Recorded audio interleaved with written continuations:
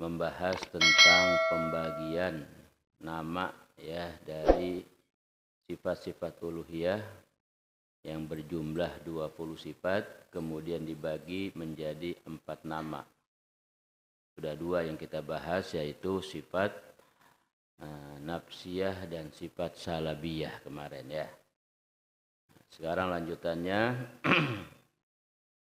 Bismillahirrahmanirrahim. Qala al-imamul musannif rahimahullahu ta'ala wa adama naf'a bihi wa bi barakati ulumihi fid dharaini amin qala.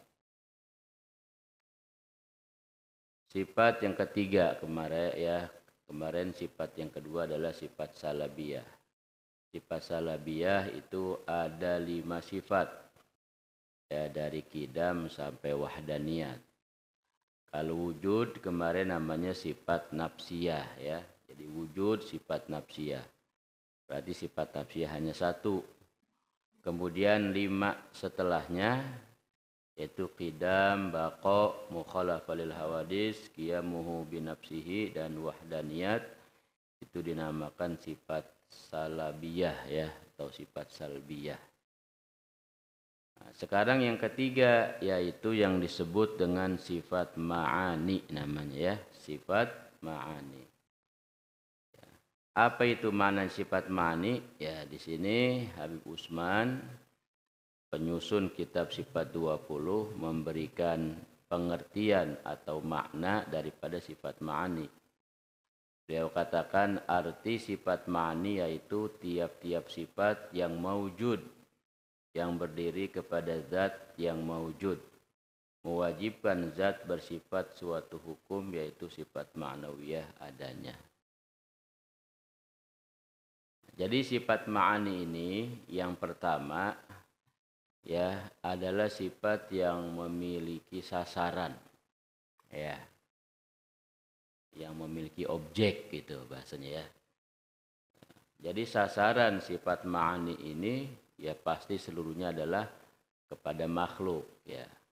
Contoh misalnya ya dikatakan Allah itu bersifat kudroh ya. Jadi sifat ma'ani ini ada 7 sifat. Setelah sifat wahdaniat ya 7 ke depannya itu merupakan sifat ma'ani ya, dari mulai kudroh, iradah, ilmu, hayat, sama, basor, kalam. Jadi dari kudroh sampai kalam tuh ada 7 sifat. Itu semua disebut sifat ma'ani. Yang mana sifat yang 7 ini memiliki sasaran. Sasarnya itu makhluk pastinya ya. Jadi makhluk itu menjadi objek akan sifat ma'aninya Allah Ta'ala. Contoh, Allah itu bersifat kudroh ya. Kudroh artinya kuasa. Kemudian mana buktinya Allah bersifat kuasa gitu. Sasarannya kemana tuh sifat kudrohnya Allah Ta'ala? Oh, sasarannya kepada makhluk. Mana buktinya? Ini alam semesta. Ya. Ini alam semesta merupakan bukti kuasanya Allah Ta'ala. Bukti kudrohnya Allah Ta'ala. Ya.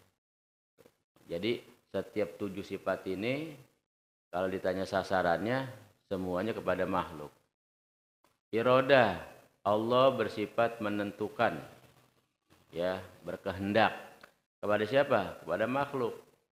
Mana bukti iradahnya Allah Ta'ala? Sebelum adanya makhluk sudah ditentukan terlebih dahulu sama Allah. Ya. Jadi apa yang sekarang kita saksikan ya, ini makhluk namanya. Ini yang sudah ada adalah bukti kudrohnya Allah Ta'ala. Ya, sasaran sifat kudrohnya Allah Ta'ala. Kemudian sebelum adanya makhluk nih, sudah ditentukan sama Allah.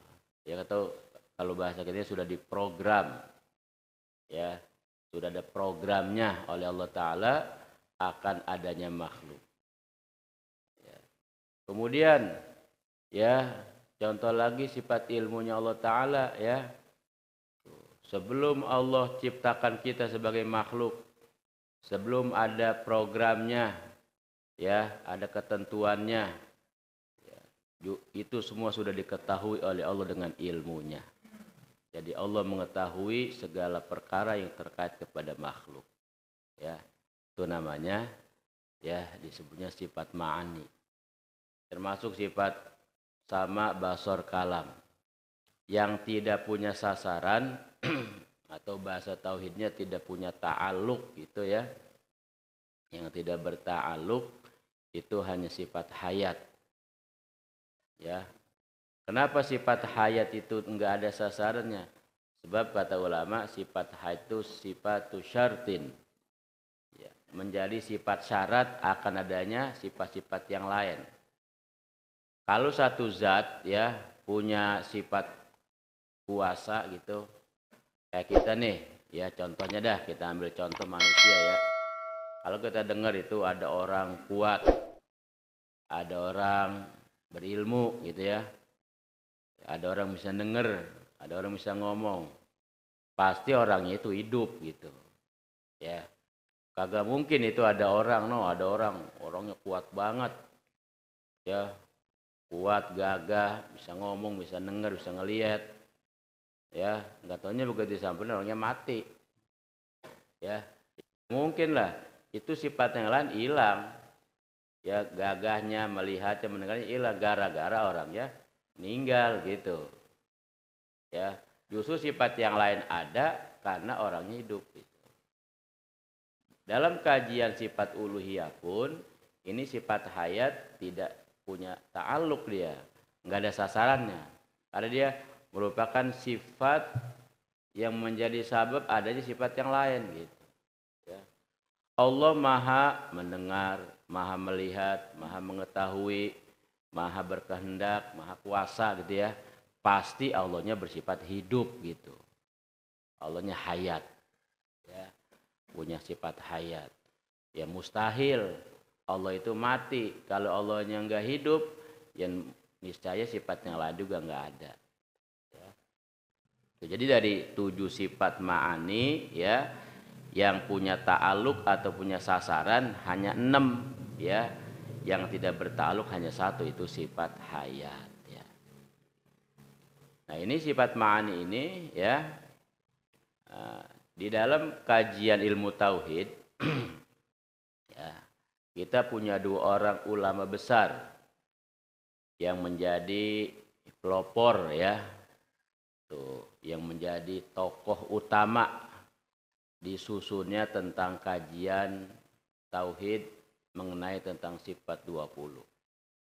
Ya, memang di zaman Nabi, ya zaman sahabat, ya bahkan di zaman tabi'in itu belum ada istilah tauhid sifat 20, gitu ya.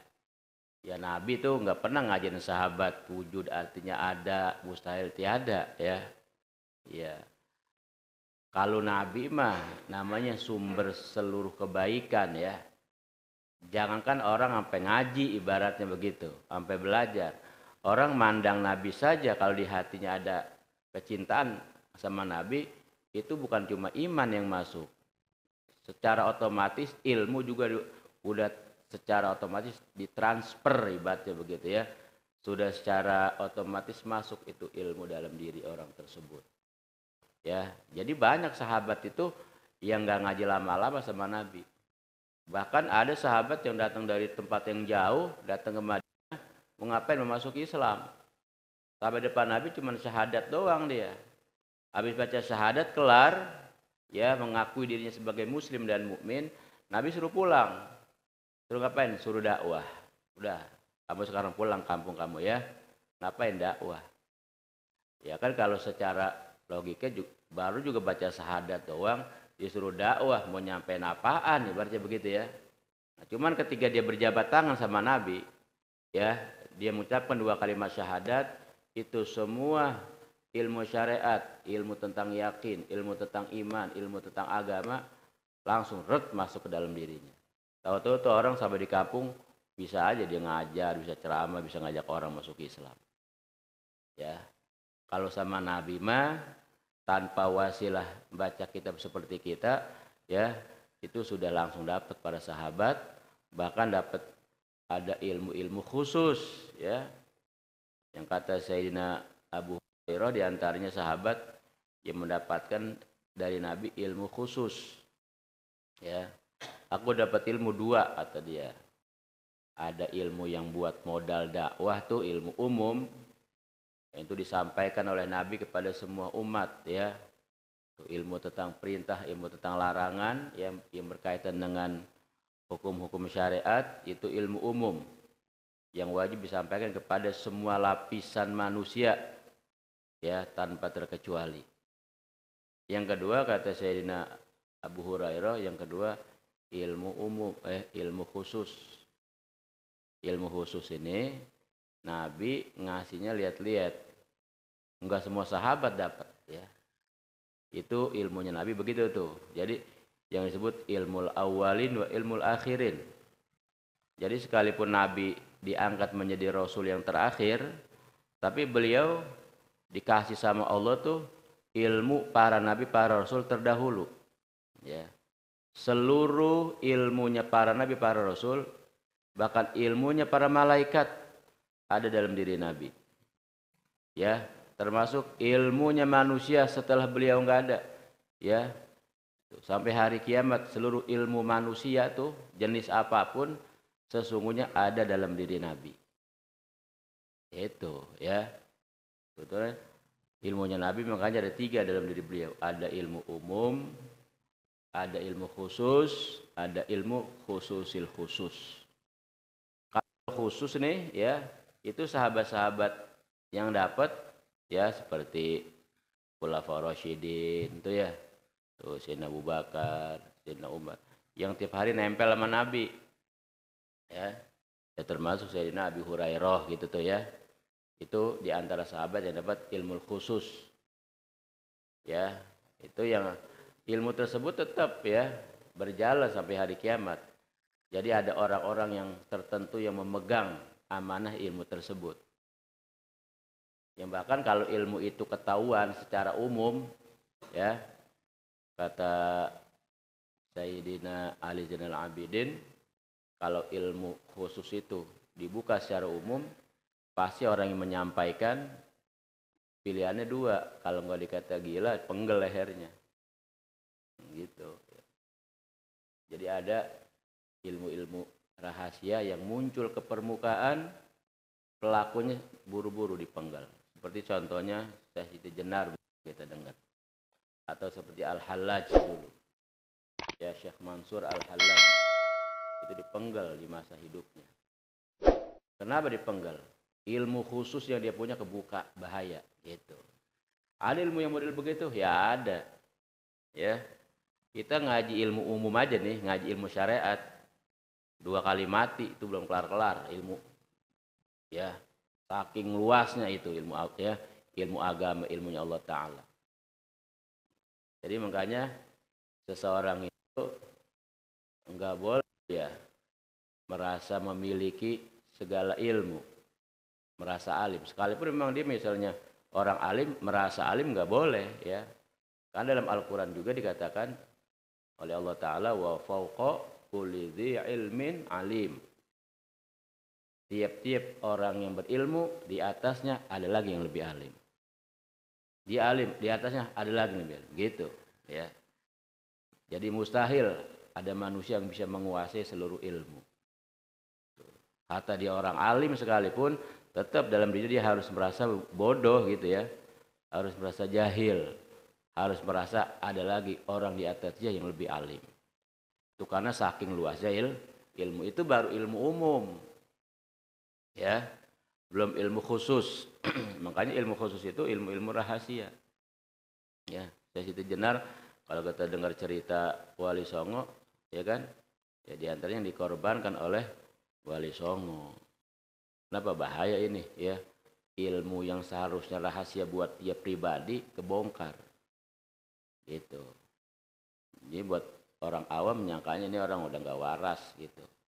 Maka dikorbankan lah. Itu seperti Hallaj, Syekh Mansur Al-Hallaj dulu ya. Dia ya ketika dipenggal lehernya ya saat itu dia itu darah yang keluar dari badannya setiap yang jatuh di permukaan bumi di tanah itu bertuliskan lafaz Allah ya. Darahnya bertuliskan lafaz Allah. Jadi begitu dipenggal muncrat ibarat darah gitu ya. Itu setiap darah yang nempel di pohon, di batu, di tanah bertuliskan lafaz Allah itu secara otomatis. Itu ya, itu tauhidnya udah sampai mendarah daging gitu. Jadi dia mah dari ujung rambut sampai ujung kaki, zahir batin, luar dalam, udah hanya Allah saja. Udah nggak ngelihat makhluk gitu. Ya, tentunya ilmu khusus begitu. Ya. Yang ketiga itu ilmunya Nabi namanya ada ilmu khususil khusus. Ya. Ilmu yang lebih rahasia itu mah ilmu yang Allah berikan buat Nabi aja. Tidak diberikan kepada makhluk yang lain. Para nabi, para rasul juga nggak dapat ilmu tersebut. Malaikat nggak dapat. Jadi memang itu ilmu yang Allah persiapkan hanya untuk kekasihnya. Ilmu apa itu? Wallahu a'lam. Itu diantaranya ilmu yang ketika Nabi mampu berjumpa dengan Allah dalam keadaan hidup. Ya, Nabi masih hidup tanpa wasilah apapun bisa ketemu dengan Allah Ta'ala. Ya. Isyaratnya itu kan waktu Nabi mau Isra Mi'raj dibelah dadanya ya. Ya. Itu waktu dibelah dadanya bukan dibersihin ya. Bukan dibersihin dari kotoran. Ya, hati-hati kita. Nabi itu enggak punya kotoran dari mulai kecil ya. Bersih, suci, zahir batin. Itu kata Habib Ali Simtudurar, ya zaduhu tuhran ala tuhrin. Itu malaikat menambahkan, bukan membersihkan. Ya, jadi kalau ada orang bilang Nabi dibersihin dadanya, salah. Ya, dibersihin apaan? Nabi memang nggak punya kotoran sedikit pun, bersih. Ya, zahir batin, suci gitu. Itu ditambahkan kesuciannya, ditambahkan keilmuannya. Kenapa? Sebab akan menghadap kepada zat yang maha suci ya. Tuh, mau ketemu kepada Allah Ta'ala. Perlu persiapan zahir batin yang sempurna gitu. Namanya disebut ilmu khususil khusus. Sebab Jibril juga waktu diajak sama Nabi, dia nggak sanggup. Gitu kan? Ya kata Nabi, ya Jibril, kamu kan udah nemenin aku dari kita mulai berangkat. Masa sekarang kau nggak mau nemenin aku? Iya, permasalahannya bukan nggak mau nemenin Jibril. Ilmunya itu nggak dapet gitu. Kata Jibril, kalau aku paksain, ya memasuki tempat yang hanya engkau diizinkan, badanku nih, tubuhku sekalipun besarnya bisa nutupin bumi ya, itu sayapnya Jibril aja, dunia nih ketutup sama dia, sama sayapnya sebelah ya. Ya orang 7 lapis langit, 7 lapis bumi di depan Jibril itu kayak bola kasti itu dunia ya. Tuh, digenggam sama dia juga cuma sekepelan tangannya ibaratnya begitu. Tapi begitu diajak sama Nabi buat mendampingi beliau, gak sanggup. Wah, tubuhku bisa hancur, bisa kebakar gitu. Ya, lempengan ini mah ada ilmu khususil khusus yang Allah berikan hanya kepada engkau. Itu jenderalnya malaikat Jibril, nggak sanggup. Apalagi yang lain, apalagi manusia, tuh gitu tuh. Ya, itu kehebatan Nabi kita Muhammad Shallallahu Alaihi Wasallam. Tuh ya. Jadi Nabi ini bukan manusia sembarangan ya. Ya, manusia pilihan. Sampai kata ulama tidak ada di atas Nabi makhluk ya sehebat apapun nggak ada. Jadi di atas Nabi siapa? Di atas Nabi cuma Allah. Ya. Artinya seluruh makhluk tanpa terkecuali semuanya berada di bawah telapak kaki Nabi Muhammad Shallallahu Alaihi Wasallam. Tuh, karena beliau diberikan sebuah ilmu khususil khusus. Ya gara-gara punya ilmu itu tuh ya, jadi Nabi bisa mengungguli seluruh makhluk. Ya. Nah itu bagian ya daripada ya ilmu yang berkaitan dengan makhluk. Itu yang Nabi punya, ilmu makhluk masih. Itu ya. Nih balik lagi ke ilmunya Allah Ta'ala. Itu yang Nabi miliki karena Nabi sebagai makhluk, ya Nabi berarti pengetahuannya ya ilmu sebatas makhluk juga. Ilmunya Allah bagaimana? Ya ilmunya Allah mah ya kagak bisa dibahasakan. Ya, kalau Nabi aja begitu ilmunya. ya sebagai makhluk tetap beliau. Ya, apalagi ilmunya Allah Ta'ala. Makanya ilmu Allah Ta'ala ini nggak terbatas buat kita. Ilmunya Allah masuk ke dalam bab keimanan. Cukup meyakini Allah bersifat mengetahui. Allah bersifat ilmu. Dengan ilmu yang tiada terbatas gitu. Ya. Sampai digambarin ilmunya makhluk dibanding ilmunya Allah kemarin tuh kayak kita bawa jarum jahit ke pinggir laut gitu ya. Kemudian kita celupin ke laut itu. Nah, itu air yang nempel di lubang jarum itu ilmunya seluruh makhluk. Ilmunya Allah tuh kayak lautan. Bagaimana bisa dibayangin tuh? Lah, air yang nempel di lubang jarum jahit, lah sebanyak apa sih? Ya, kita tiup juga hilang gitu. Ya, ilmunya Allah ibaratnya seperti lautan yang tidak bertepian, tiada terbatas gitu. Ya, itu juga masuk ya ke dalam kategori ya sifat ma'ani gitu. Ya. Nah kemudian sifat yang keempat apa itu namanya? Sifat yang keempat namanya sifat ma'nawiyah ya. Ya. Jadi yang ketiga ma'ani, yang keempatnya sifat ma'nawiyah.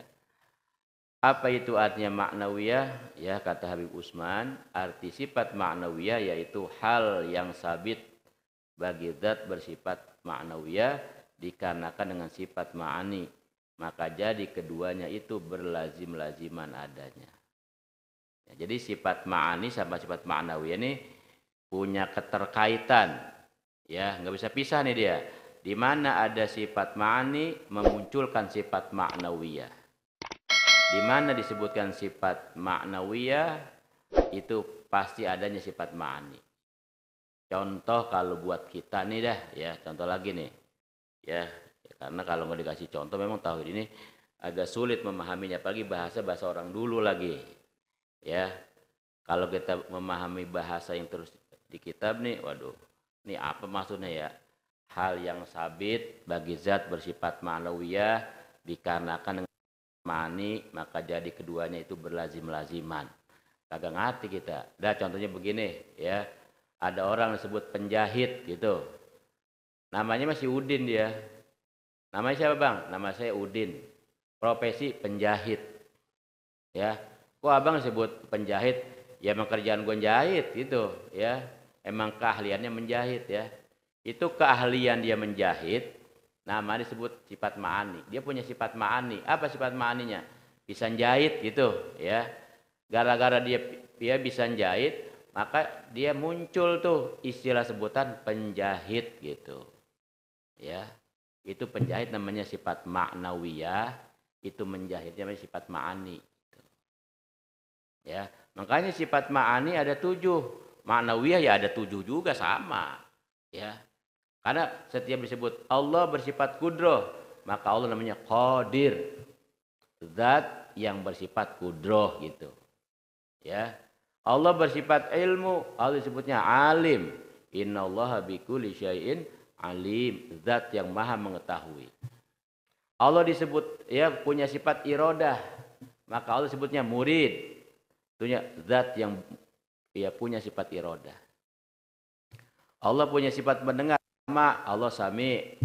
Allah punya sifat basar, Allah basir gitu ya. Allah punya sifat kalam, Allah mutakalim gitu.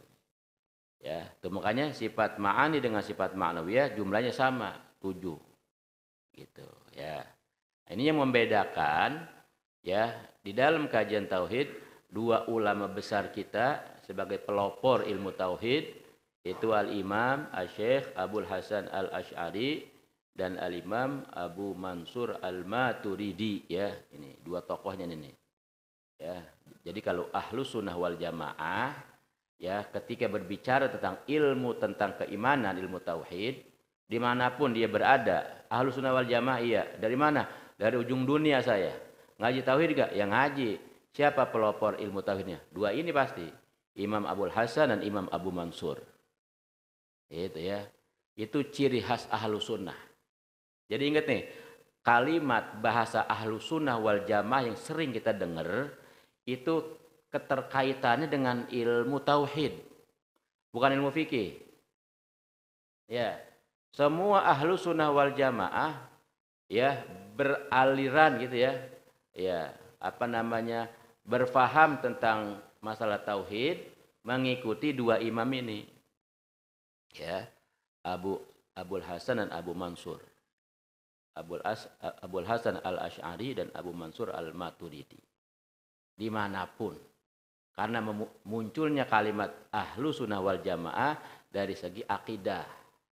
Ya, kalau dari segi fikih mah ada 4 ya.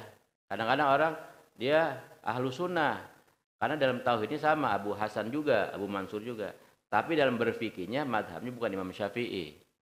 Ya, ente madhab siapa? Imam Malik. Tapi anda ahli sunnah. Loh kenapa? Sebab dalam bertauhid imamnya sama, Abul Hasan juga gitu ya. Jadi jangan kita bilang dia mah bukan Imam Syafi'i itu, ngikutin Imam Hanafi atau Imam Hambali, bukan ahli sunnah, bukan. Ya, kalimat ahli sunnah ini bukan masalah fikih, ini masalah akidah. Mau dia madhab fikihnya Imam Syafi'i, Imam Hanafi, Imam Malik, Imam Ahmad bin Hambal, kalau akidahnya beraliran kepada Imam Abul Hasan, maka dia masuk kategori ahlu sunnah wal jamaah gitu. Ya. Tapi dia beraliran fikihnya Imam Syafi'i, misalnya ngikutinnya. Tapi berakidahnya nggak ngikutin ini yang dua. Itu bukan ahli sunnah. Ya, maaf nih, kayak Mu'tazilah atau sekarang pecahannya kaum Wahabi. Ya, kaum Wahabi itu ngaku madhab kami ini adalah Imam Ahmad bin Hambal dalam masalah fikih ya. Mereka mengklaim seperti itu kan. Tapi urusan tentang akidah dia nggak ngikutin Imam Abul Hasan Al-Asy'ari ya. Wahabi membid'ahkan ngaji sifat 20. Gitu ya. Sekalipun sembahyangnya sama sama kita ya, tapi dia nggak masuk kategori ahli sunnah. Ya, karena sudah ijma' para ulama ya, tuh. Sudah konsensus para ulama seluruhnya ahli sunnah wal jamaah itu muncul istilah tersebut dalam segi akidah, yaitu yang beraliran kepada dua orang imam besar, Imam Abu Hasan Al-Asy'ari dan Imam Abu Mansur Al-Maturidi yang kajian tauhidnya populer dengan istilah sifat 20, udah gitu. Ya. Jadi kalau kita mau jadi ahli sunnah, ngaji tauhidnya apaan? Sifat 20 bukan? Iya, ya udah, jadi ahli sunnah.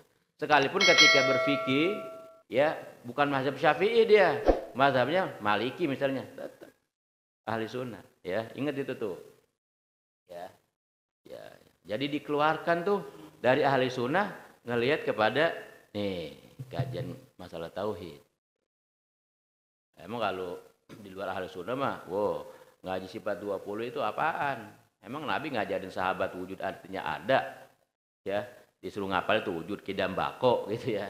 Iya, jadi kita mau disamain aja ilmu kita sama ilmu sahabat ya beda lah. Justru ulama mengarang seperti ini, menyusun ini untuk apa nih? Ya, supaya ya apa namanya kerangka keilmuan tauhid yang ada pada Nabi dan sahabat ini nggak hilang. Jadi mesti dijaga kerangka keilmuannya. Ya, jadi para ulama yang di bawah para sahabat, baik tabi'in ataupun tabi'in, ya, seperti zaman Imam Syafi'i dan seterusnya, ya, itu mereka ada yang ya mendalami fikih, dikarang kitabnya, dikarang usul dan rumus-rumusnya, gitu. Tahu juga, ya, untuk apa? Buat menjaga keaslian, ya. Ya kalau sekarang sebenarnya biar tetap original ini ilmu gitu ya, biar tetap orsinil gitu. Maka para ulama ini ya membukukan setiap cabang ilmu. Ini fikihnya, ini tauhidnya, ini akhlaknya, tasawufnya. Ya gitu tuh. Supaya 3 ilmu ini tetap ya orsinil sampai hari kiamat, mengikuti apa yang sudah dilakukan sama Nabi dan sahabat. Begitu. Ya. Sebab para ulama ngelihat semakin zaman ke sana, ini umat Islam semakin berkembang, supaya nanti enggak ada paham-paham yang merusak ya tentang pemahaman agama yang benar, maka dibukanlah ya sama para ulama dengan bidang mereka masing-masing. Ada fuqaha namanya yang mendalami ilmu fikih, ada usuliyin yang mendalami ilmu tauhid, ada ya para sufi yang mendalami, dan seterusnya begitu. Ya. Makanya kita aliran ahli sunnah wal jamaah ketika mau mempelajari ilmu agama harus ada sanad keguruan, ya, harus ada sanad keilmuan, harus tahu belajarnya apa, kitabnya apa, gitu. Jelas jadinya semuanya, ya. Sebab agama ini bukan main-main, ya. Ini merupakan pedoman hidup, pembimbing hidup kita kalau mau selamat seperti itu. Ya. Nah, makanya ada istilah-istilah seperti ini, ada nafsiyah, ada salabiyah, ada ma'ani, ada ma'nawiyah, ya. Secara tersurat di zaman Nabi enggak dikenal istilah begini, ya. Tapi disusun seperti ini oleh para ulama-ulama yang mendalami bidang ilmu tauhid. Untuk apa? Buat ngejaga. Apalagi ini masalah iman, gitu ya. Ini masalah iman lebih lagi. Karena kalau salah keimanan, salah keyakinan, ke bawah sampai mati, ini bermasalah dampaknya nanti dia di akhirat, gitu. Ya, maka tujuan para ulama kita ya mengarang berbagai macam kitab, ya, menyusun berbagai macam bidang-bidang ilmu, tujuannya buat nyelamatin, ya, keabsahan, keaslian daripada sebuah ilmu agama, supaya yang kita terima ibaratnya betul-betul murni, gitu ya.